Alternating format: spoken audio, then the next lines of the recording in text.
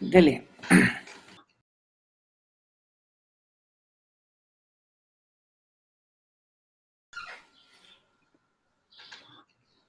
Ok, el tema que tengo preparado en esta mañana para el día de hoy es neoplasias pulmonares. Lo vamos a realizar en base a los objetivos que tenemos para este semestre. Ok. Y vamos a comenzar hablando acerca de la estadística y de los factores de riesgo que tienen las neoplasias pulmonares. Las neoplasias pulmonares, pues, es la principal causa de muerte de cáncer a nivel mundial. Más adelante vamos a ver los gráficos de estas estadísticas. Es una enfermedad que es rara, sumamente rara antes de los 40 años. Generalmente la edad en la cual se desarrolla, los picos de edad es entre los 40 y los 80 años. Está altamente asociada a lo que es el cigarrillo. Entre un 80 a 90% de los cánceres de pulmón se originan debido a fumar cigarrillos. Otra de las cosas que está también involucrada en el desarrollo de neoplasias pulmonares es la radiación ionizante, la cual actualmente es considerado como un carcinógeno definitivo para el desarrollo de neoplasias pulmonares. Me disculpo por el ruido que pueden escuchar al fondo. Vivo en una calle que es bastante transitada. Otra de las cosas que está altamente relacionada con la aparición de neoplasias pulmonares es también el factor ocupacional. Aquellos pacientes que trabajan con asbesto, con hidrocarburos aromáticos o níquel. Y también es sabido que las neumopatías están también relacionadas con el desarrollo de estas neoplasias, como enfisema, pacientes con tuberculosis, con bronquitis. También es importante mencionar que los pacientes que son fumadores pasivos también están expuestos a desarrollar una neoplasia pulmonar siendo fumador pasivo. En un estudio, un artículo que revisé, el riesgo para los varones que eran fumadores pasivos tenían un riesgo de un 20% de desarrollar una neoplasia pulmonar, siendo solamente un fumador pasivo. Y en el caso de las mujeres, hasta un 30% de riesgo de desarrollar cáncer pulmonar. Otra de las cosas que tengo que mencionar es de que ya cuando hablemos de la división, los diferentes subtipos histológicos para neoplasias pulmonares, el adenocarcinoma es uno de los que anteriormente se atribuía que no estaba relacionado con el, um, con el consumo de cigarrillos. Sin embargo, estudios actuales han demostrado que el consumo de cigarrillos también incrementa en un 20% el desarrollo de esta patología en comparación con aquellos pacientes que no son fumadores. Siguiendo con las estadísticas, a nivel mundial vemos las diferentes incidencias por cáncer. Vemos de que el que está encabezando la lista es precisamente los carcinomas pulmonares. Arriba del cáncer de mama incluso, cuando estamos hablando de ambos sexos. Y el número de muertes, o sea, el cáncer en el 2018, según la Organización Mundial de la Salud, que causó más muertes es el cáncer de pulmón. Entonces, esto nos da una perspectiva de qué tan importante es que nosotros manejemos este tema. Ya aquí a nivel de Honduras, en cualquiera de las edades, observamos de que no está el carcinoma pulmonar dentro de las causas, dentro de las principales causas de cáncer. Sin embargo, sí lo observamos aquí en Honduras que tiene una incidencia después del de mama y tiene una mayor mortalidad que el cáncer de mama en comparación con ambos sexos. Aquí también observamos una gráfica donde se demuestra la incidencia de los principales tipos de cáncer en ambos sexos. observamos que el carcinoma pulmonar es más frecuente en hombres que en mujeres, en la parte superior. Y en la parte inferior observamos el índice, una relación entre la incidencia y la mortalidad por los diferentes tipos de cáncer. Observamos de que, que el carcinoma de pulmón tiene una incidencia de 5.7 en la gráfica y que de estos 5.2 tienen una tasa de mortalidad. Entonces, este es un cáncer muy importante que es responsable de un número de decesos a nivel mundial y también aquí en Honduras. En el contexto de neoplasia pulmonar es importante, voy a hablar de forma generalizada acerca del nódulo pulmonar solitario, porque Edgar tiene asignado este tema, lo va a desarrollar más adelante. Cuando nosotros valoramos una lesión a nivel pulmonar solitario, tenemos que caracterizarla en base al tamaño, a la localización, a los márgenes, al patrón de crecimiento y a la densidad tisular. Por radiografía, el umbral de detección para un nódulo pulmonar, donde nosotros podríamos hacer una consideración de que estamos tratando con una neoplasia pulmonar, tiene que ser mínimo de 1 centímetro de tamaño, en el caso de una radiografía. Sin embargo, cuando ya estamos hablando de tomografía, que es lo que nos compete, podemos nosotros detectar aquellas lesiones y caracterizarlas como mínimo con una medida de 3 milímetros. En base a la localización, es importante que nosotros sepamos que hay diferentes lugares donde podría ocultarse este tipo de neoplasia. Estos lugares son en el espacio retrocardíaco, debido a un ruido anatómico por una interposición de estructuras con los arcos costales, a nivel diafragmático también, sobre todo en los segmentos posteriores de los lóbulos inferiores.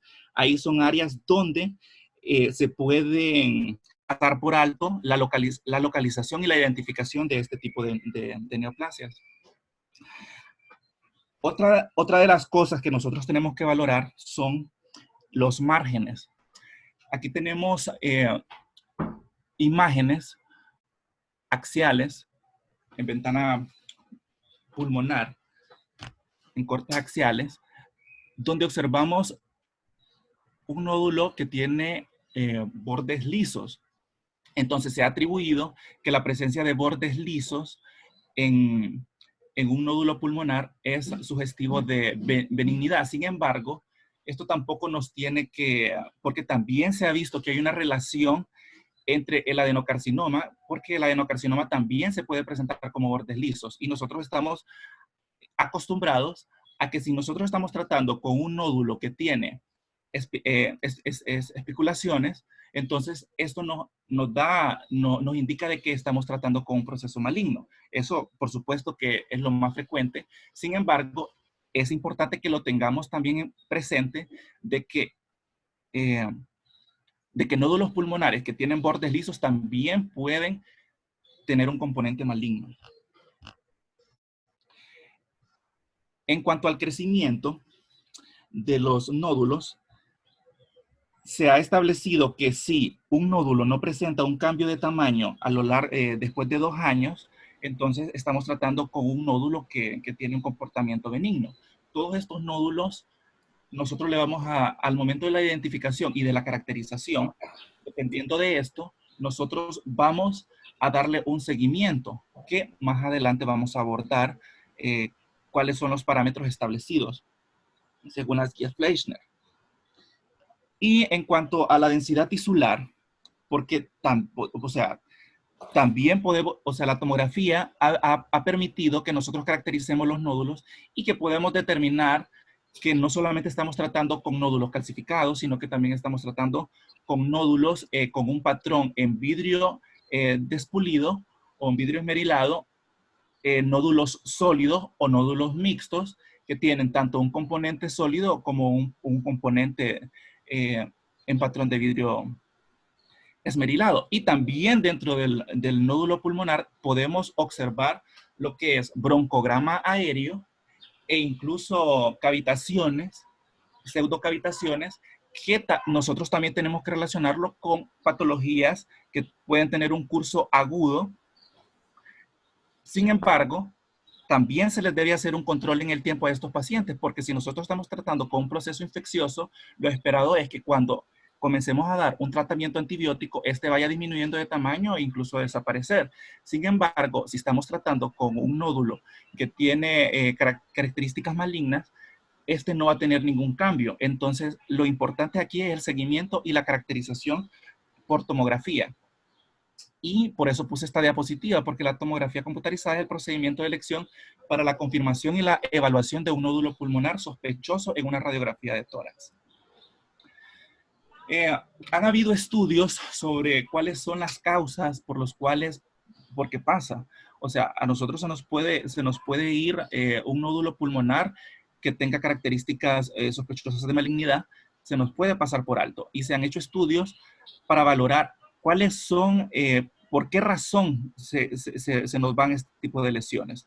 Entonces, se ha establecido que cuando son lesiones pequeñas, por ejemplo, menores de 3 milímetros, podemos vernos en este riesgo. Cuando están adyacentes a la pleura y este tiene un engrosamiento, también pueden pasar por alto. También también en el lugar donde se localizan. Por ejemplo, cuando se localizan más hacia los lóbulos inferiores, pueden pasar por alto, y también cuando no son completamente sólidos, sino que tienen un patrón en vidrio esmerilado, también se nos pueden pasar por alto. Ahora, ya clasificando los tipos histológicos de carcinoma pulmonar, tenemos una clasificación en carcinoma de células pequeñas y carcinoma de no células pequeñas, o carcinoma microcítico y carcinoma no microcítico. Dentro de del carcinoma microcítico, estos corresponden en un 20% de todos estos tipos histológicos. Y los otros, que serían carcinomas de no células pequeñas, que serían el adenocarcinoma, el epidermoide y el de células grandes, que serían los más frecuentes. Y qué bueno, porque estos tienen un mejor comportamiento, porque ya es sabido que el carcinoma microcítico tiene un comportamiento altamente agresivo. Entonces, en base a un porcentaje, el adenocarcinoma es el más frecuente del carcinoma de no células pequeñas, en un 35%, le continúa el epidermoide y después el de células grandes. Y en este orden de frecuencia, y cada uno tiene sus diferentes características que las vamos a abordar más adelante. Vamos a comenzar con el adenocarcinoma. El adenocarcinoma es el subtipo más frecuente. Es más frecuente en las mujeres. Se le ha atribuido, o anteriormente se le atribuía, que era un cáncer de pacientes no fumadores. Sin embargo, como lo comenté al inicio, actualmente los estudios también lo relacionan con el humo del cigarrillo, en un 20%. Corresponden, generalmente la localización de estos es periférico. Rara vez va a afectar la vía respiratoria, y es por esto de que en los pacientes, si no se hace un estudio rutinario donde se puede identificar, no va a presentar sintomatología. Cuando ya presente sintomatología, este ya va a estar en una etapa avanzada. Sea igual relacionado con derrame pleural y metástasis temprana. Y generalmente cuando ya se identifican este tipo de tumor, ya tiene metástasis por lo que mencioné. Hay una clasificación del 2014 para los adenocarcinomas. Los clasifican en preinvasivo, mínimamente invasivo, en invasivo y variantes, que estos tienen a su vez sus subtipos. En el preinvasivo, hiperplasia adenomatosa atípica o adenocarcinoma in situ. Mínimamente invasivo, no mucinoso, mucinoso mixto, invasivos, lipídico, acinar y papilar sobre todo. Y en las variantes, un mucinoso invasivo, que en contraparte con que sería un mucinoso mínimamente invasivo.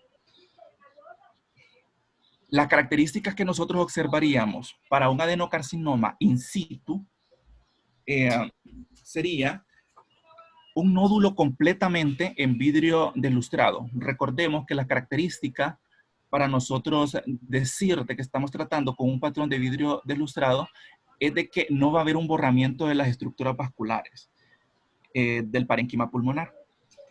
Entonces, cuando estemos tratando con este tipo de nódulos y que estos tengan un tamaño menor de 3 centímetros, entonces, y que tenga una localización periférica, podemos estar tratando con este tipo de subtipo, un adenocarcinoma in situ.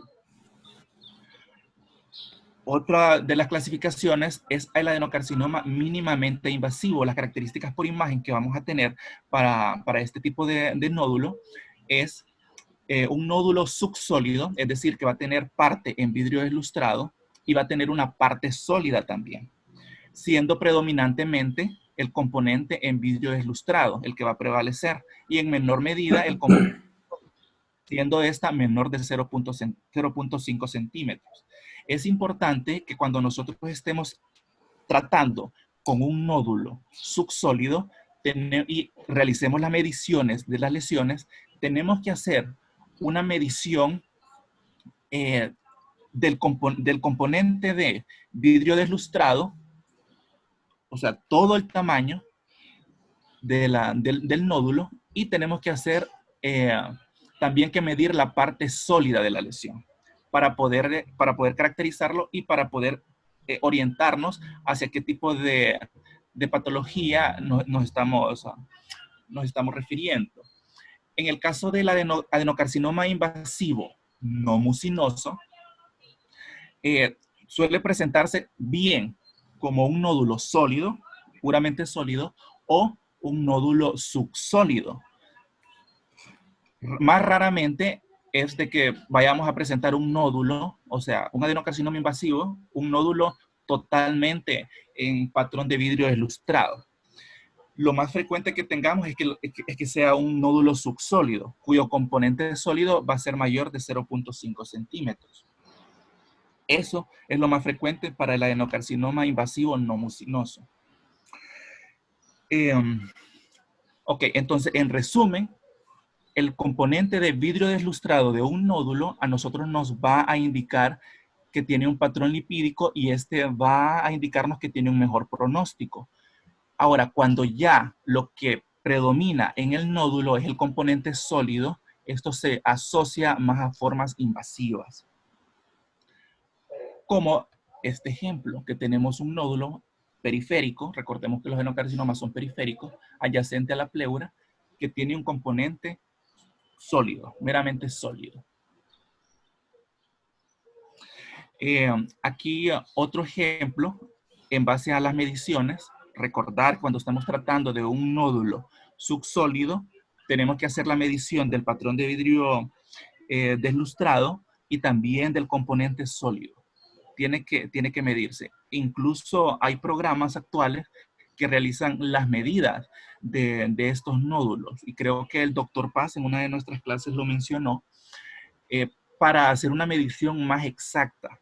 Recordemos también las discrepancias que pueden haber en las medidas y que tenemos que medir siempre la lesión en sus ejes mayor, en su eje mayor. No importa la posición en la que esté. No meramente va a ser anteroposterior y transverso, sino que tenemos que ver el eje que tiene la lesión y tomar la medida mayor.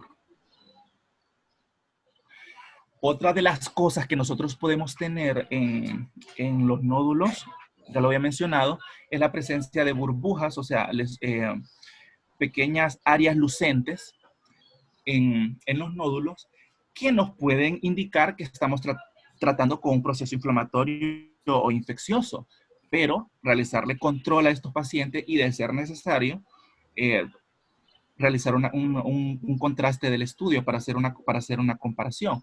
O también hacerle un control al tiempo después de la terapia antibiótica para ver si hay una resolución. La presencia de especulaciones se ha relacionado a que estamos tratando con patología de invasión vascular o linfática. pero también nosotros en pacientes que han tenido un infarto de un segmento o de una porción del parénquima pulmonar, nosotros podemos observar como una reacción desmoplásica y podemos observar también especulaciones en esos tipos de nódulos. O sea que la presencia de especulaciones sí se ha relacionado con patología maligna, pero también en patología benigna y en procesos infecciosos podemos tenerlos también. Aquí observamos cómo evolucionó un paciente con un adenocarcinoma mucinoso desde el febrero del 2012, cómo las lesiones estaban aisladas de localización difusa en los segmentos pulmonares y cómo en agosto ya de ese mismo año fueron aumentando en número hasta tener en el año, ya en enero del 2013, una mayor cantidad de estas.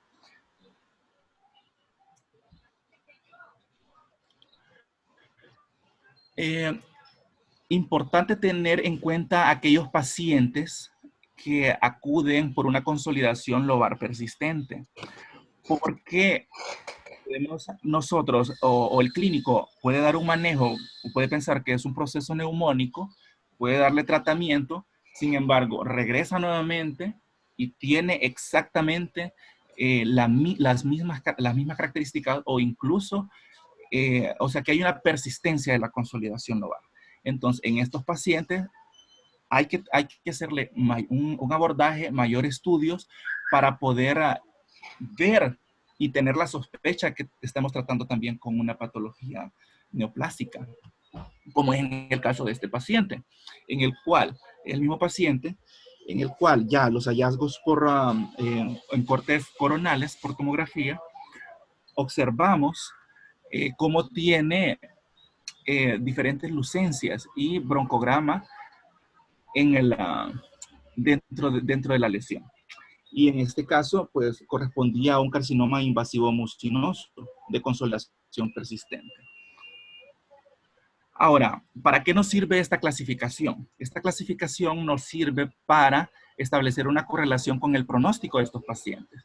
El adenocarcinoma in situ y el adenocarcinoma mínimamente invasivo presentan pronósticos excelentes, con una supervivencia a los 5 años hasta de un 100% tras la exéresis.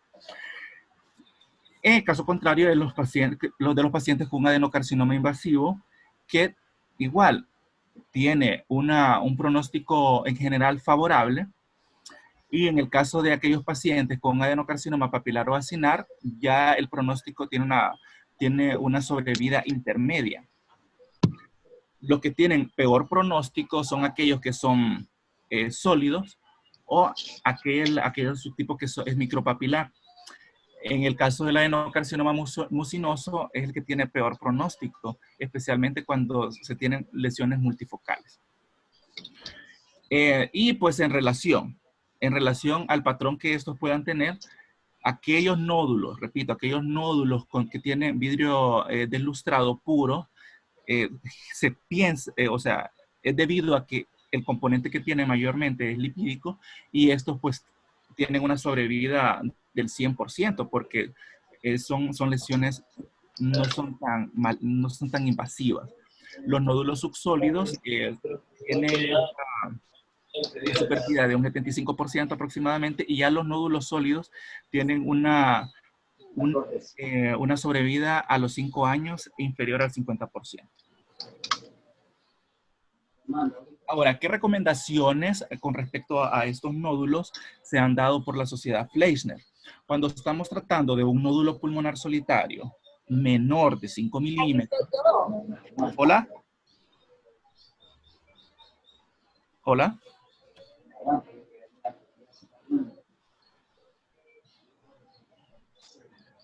¿Me escucha? Sí, sí, continúe. ¿Se me escucha? Sí, ¿Se escucha bien, Luis? Continúe.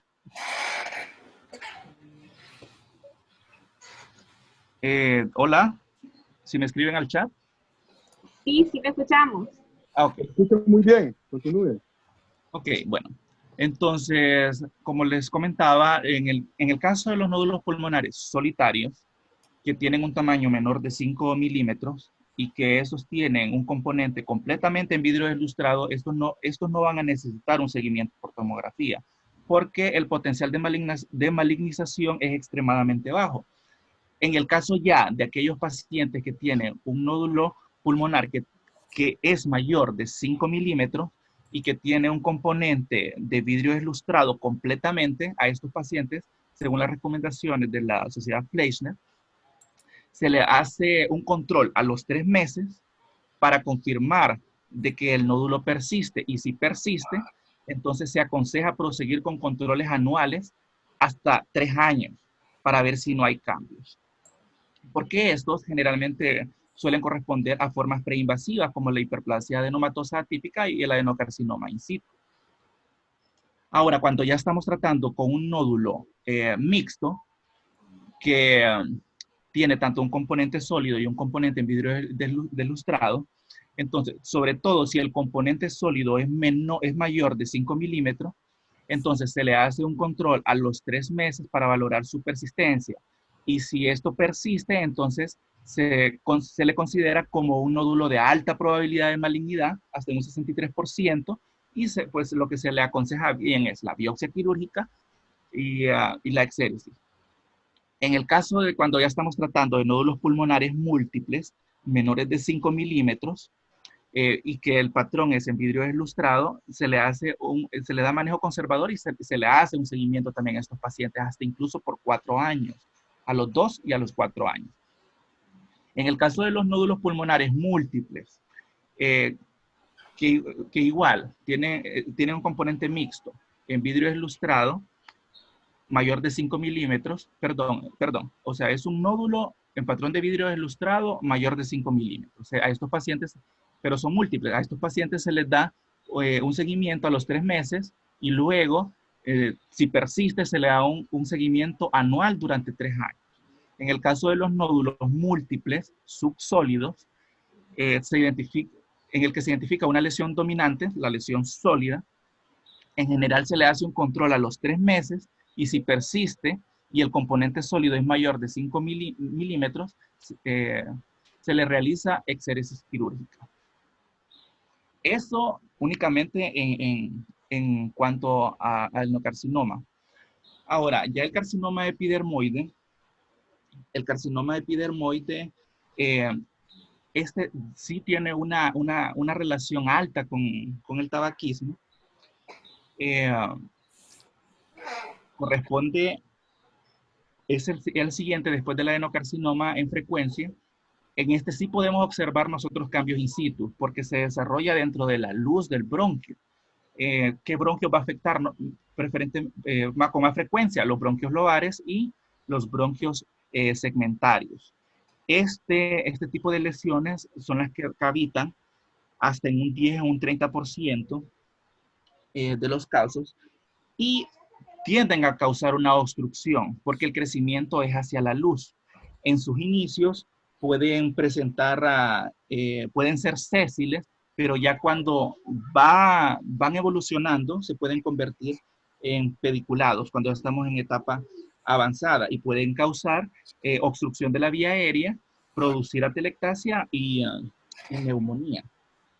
También, y es el que más se ha asociado al tumor de Pancoast, que más adelante vamos a hablar sobre esto.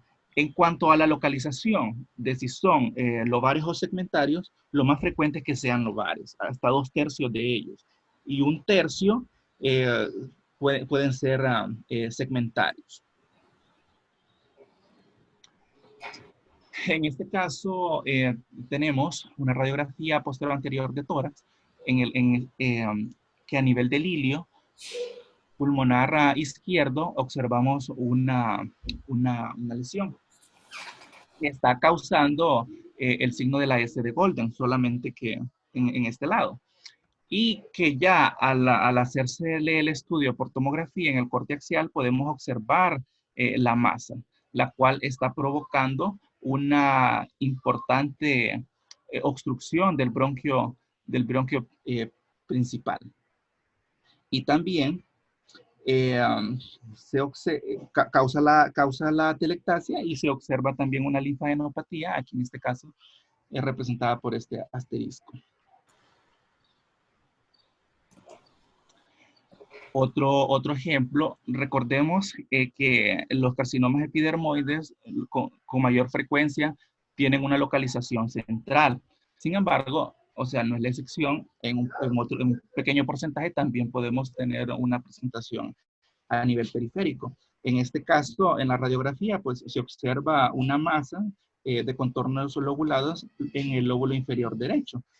Y ya cuando se le realiza la tomografía, se confirma la masa de contornos lobulados en el lóbulo inferior derecho y linfadenopatías infrailiares y parailiares. Este es uno de los que se relaciona con linfadenopatías. El carcinoma de células pequeñas, no va a ser nuestra primera opción cuando nosotros estemos valorando este tipo de lesiones. Generalmente es un diagnóstico de exclusión. Y por supuesto, por biopsia, pero es el que tiene una menor frecuencia de presentación. También se le ha asociado a lo que es el tabaquismo y las lesiones son lesiones voluminosas, blancas, necróticas, generalmente tienen un tamaño mayor de 3 centímetros y estas no van a tabicar. Ahora el carcinoma de células pequeñas. Representa el 20% del carcinoma broncogénico y es el que tiene peor pronóstico de todos los tipos histológicos de los cuales hemos hablado. La afectación que tiene es proximal hacia los bronquios lobares o segmentarios también.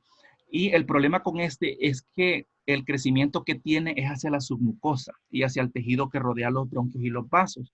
Entonces, crea una infiltración de los tejidos adyacentes. También, al igual que el carcinoma epidermoide, puede desarrollar infiltración de los ganglios linfáticos regionales e iliares y tiene metástasis a distancia también. O sea, el progreso es rápido, la afectación es bastante dramática.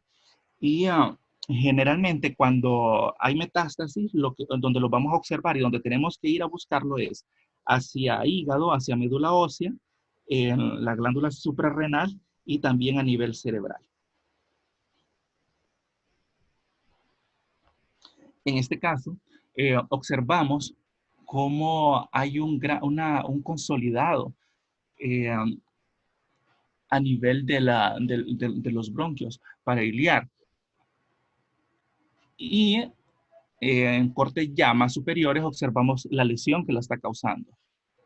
En este caso corresponde a una neoplasia pulmonar de células pequeñas.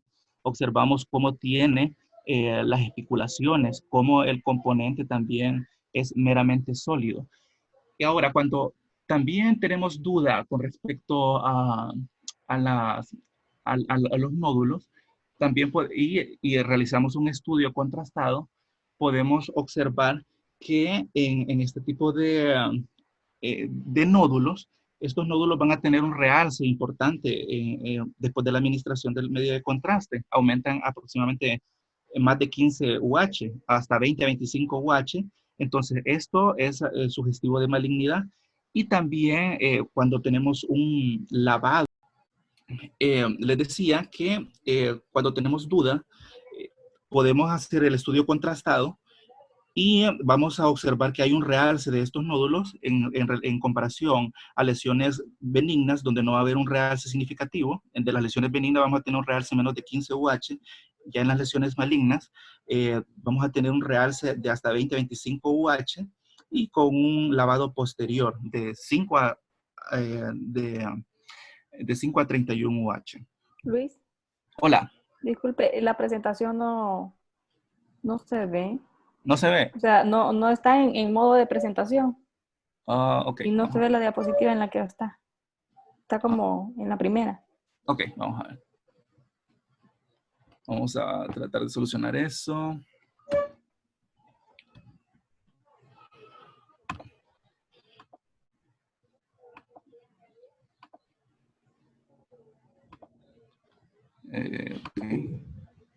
¿Ahora?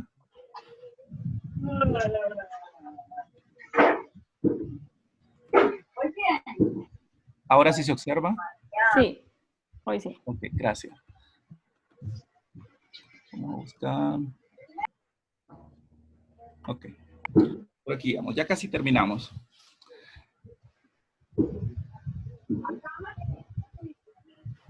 En este otro caso, tenemos linfadenopatías biliares y mediastínicas y consolidado y atelectasia de lo que es el pulmón derecho, donde se observa que hay una oclusión total del bronquio principal derecho. Entonces, en este caso, vemos cómo las linfadenopatías fueron evolucionando y igual la lesión provocó una atelectasia a ese nivel. Ahora, ¿qué rutas de metástasis vamos a tener en los pacientes donde tenemos un carcinoma broncogénico? Ok, las rutas de metástasis pueden ser extensión directa a través de las paredes bronquiales, a través de la pleura, a través del diafragma, contralateral o ixilateral, e incluso hasta el pericardio. Ahora, lo más frecuente de la ruta de metástasis es linfangítica. Es a los ganglios segmentarios, lobales, iliares, mediastinales y extratorácicos. Y en cuanto a una extensión hematógena, las áreas que más se van a ver afectadas, cerebro, cuerpo, hígado, glándulas suprarrenales, como ya lo había mencionado anteriormente. Ahora, el tumor de Pancoast. El tumor de Pancoast es un síndrome de Pancoast, en el cual es debido a la presencia de un tumor del surco posterior, a nivel de con mayor frecuencia epidermoide, es lo más frecuente. Ahora, también se puede desarrollar por un adenocarcinoma, donde va a haber, por afectación del plexo y por destrucción de los arcos costales, va a causar dolor y también, ¿qué es lo principal? ¿Qué es lo más frecuente? Dolor en el hombro o en el brazo derecho debido a la infiltración del tumor. Y eso básicamente era lo que tenía preparado. Qué raro.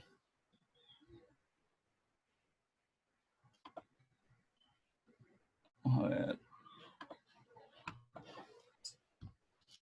Entonces, no, comentarios, preguntas, no sé si las tienen, aportaciones.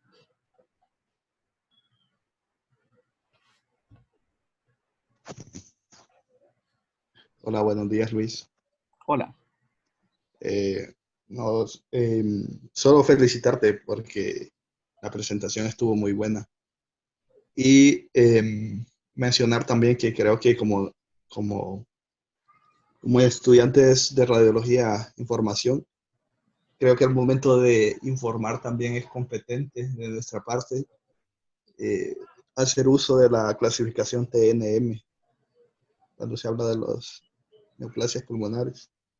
Entonces, no sé qué opinan los demás y creo que sería recomendable que al momento de hacer nuestro informe utilicemos eso.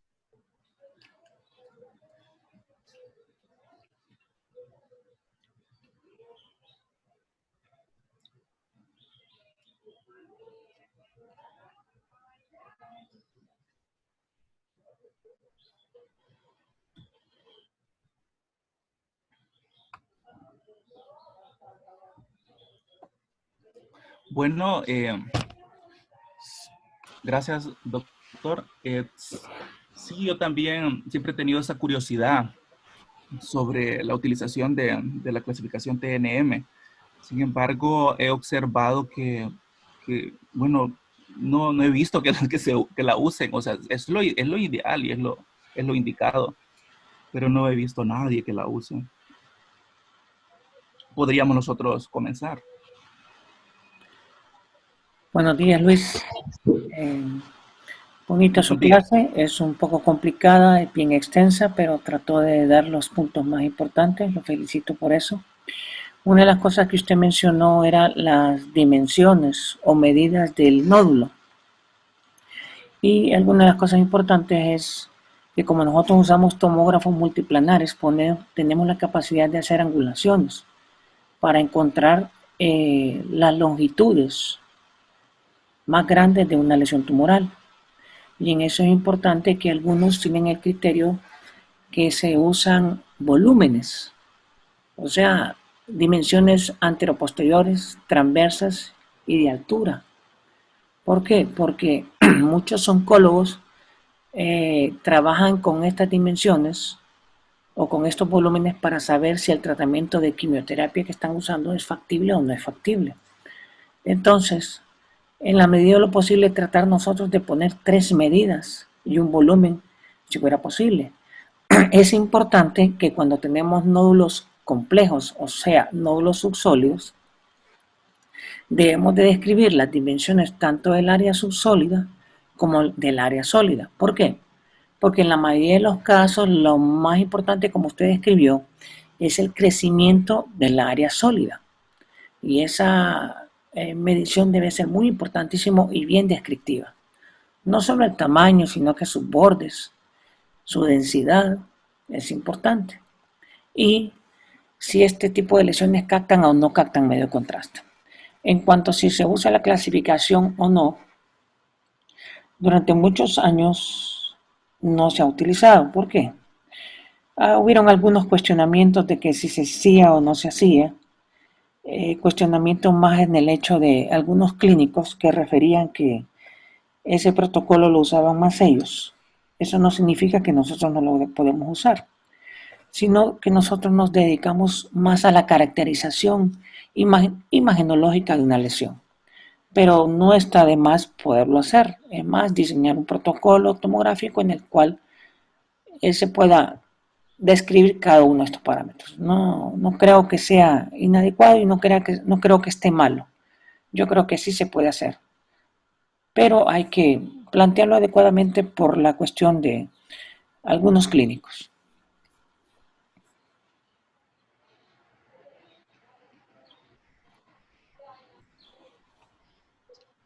Ok, gracias, doctor. No sé, ¿alguien más? Sí, yo, Luis. Siempre en respecto del TNM, creo que en lo que debemos de enfocarnos es en describir la lesión. Por ejemplo, usted mostró una imagen del carcinoma epidermoide, ¿verdad?